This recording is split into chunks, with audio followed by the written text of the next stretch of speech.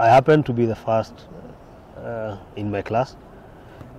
That is Masters of Journalism and Mass Communication, batch 2022. I'm also the first African student in that university to head, to be the top of their class. My name is Chief Inspector Isaac Njiraini. I am currently working at the National Police Service Headquarters under Directorate of Corporate Communications. My role is I am a Corporate Communications Officer for the National Police Service.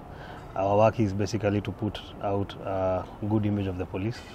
We are wanahabari wa polisi. I joined back in 2017, just immediately after college, as a recruit at Kiganjo.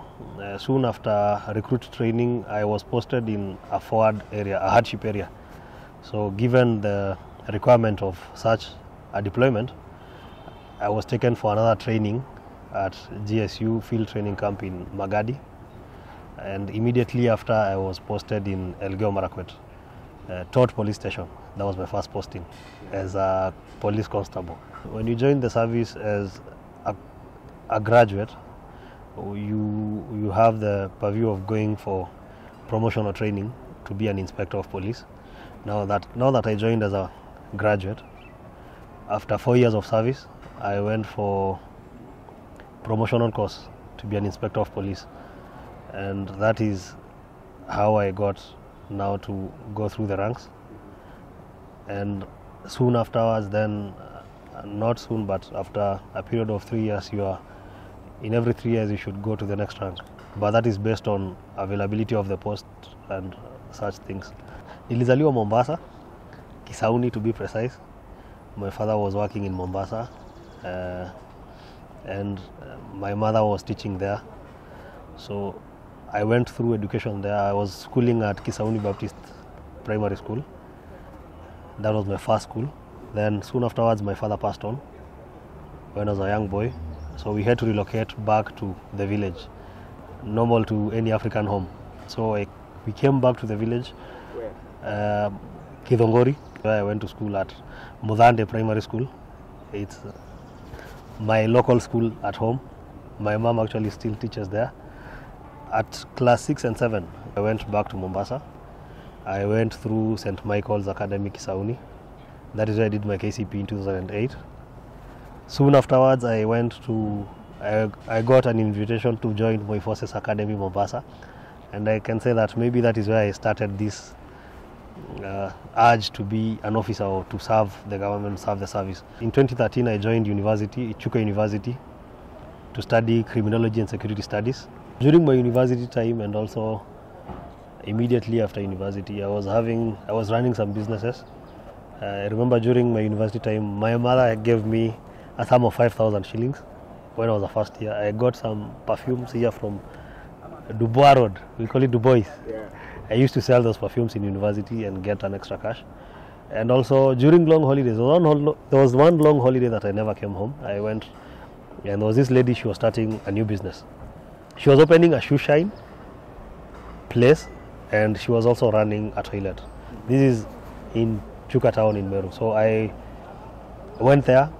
Now, despite being a college student, people can say, oh, but I began that, and I was running the shoe shine. Na hapo ndo nilijua hata kungarisha viatu, pia kushona viatu. So if you're out there and you find an opportunity, it doesn't matter, provided it is legal and provided by it's allowed by the law.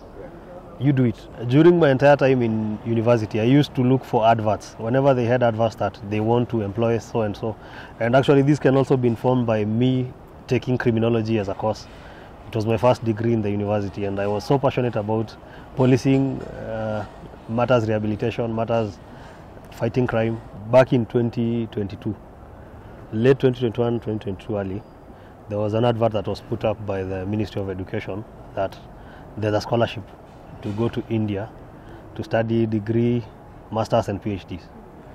So I saw the advert and I applied to go and study masters in journalism and mass communication. By God's grace, I got the scholarship, and that is how I proceeded to India. at the Central University of Punjab to pursue a 2 years master's degree in journalism and mass communication. At first it was quite a challenge, getting to know another culture, getting to interact, but it is quite fulfilling because you get to interact with people from all the parts of the world. You're in one class that has people from many countries. You get to meet faculty members from all over the world. It is a great experience because not only do you study in India, yes, physically you're in India, but you feel like you are in the entire world because you see people from other countries and other continents and you share the same classes, same library. So it was a nice experience. Did people know you're a police officer back home? Did your fellow students know? I tried as much to conceal that information, but during the course opening, you know, there's that ceremony when you're being introduced to your fellows. One of the professors happened to mention. He didn't sit well with me, but so everyone now knew who you now everybody had to know that you're a serviceman, you're a police officer, but people didn't know that much because I didn't portray myself as the officer. To them I was just a student. Yes, even most of them knew that I'm a police officer now that I came back and the service celebrated me. The studies were not easy. You have to work hard. You know, people who get scholarships, there's that perception that they're the best in where they come from, and that is true because when you do an exam, then you gauge yourself and see, hey, who am I studying with? So we used to study so much. I remember there are times that I used to leave the library at 2 a.m.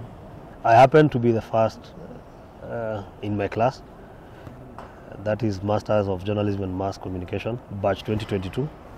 And I'm also the first African student in that university to head, to be the top of their class. Since the school was started, there has never been an African or international student from Africa that has led the class. So for that I received an award during the convocation that was held earlier this year, and it was such a privilege and honor for me to receive the award. The service actually did a celebration post on behalf of that achievement, and I'm very grateful to the service. That was really good. The perception out here ni kwamba polisi hawasomangi. What motivates you to pursue education this much? We are living in a changing world. What you used to see in the news yesterday is not the same thing you're seeing right now. We are quickly evolving. In the past 5 years, we've experienced drastic changes. And for this, we need to always change as the change comes. So that really motivates me to know what should I do for me to be a better person than I was yesterday. So I'm looking forward to going further. And also the topic of misinformation. You know, I did help misinformation that time because it was during the COVID time. But right now we've come to realize that there's also a lot of misinformation on terms of matters policing, matters community-wise, and there's a lot of work to be done in misinformation. We need to find out why and how we can do credible information to the public. We can give viable information to them. So this is not the end. I am fulfilled and I'm grateful to the National Police Service for this opportunity to serve, and the number of places I have served. Despite me starting at the station and coming back here, I've gone through various stages of service. It has been a very nice experience. Whenever you see an opportunity, seize it, take it, and despite your situation, it's always going. The world is changing, and so is your life.